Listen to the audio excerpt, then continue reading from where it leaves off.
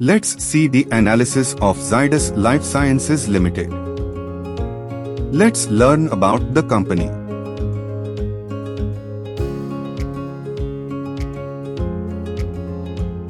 See company overview and pros and cons.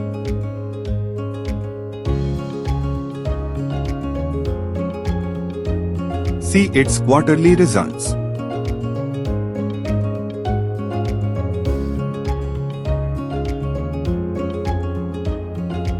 See company profit and loss.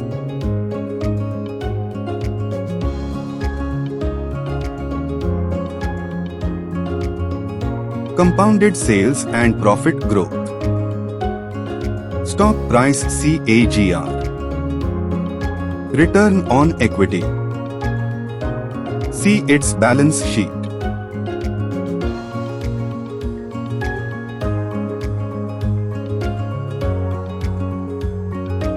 See shareholding pattern.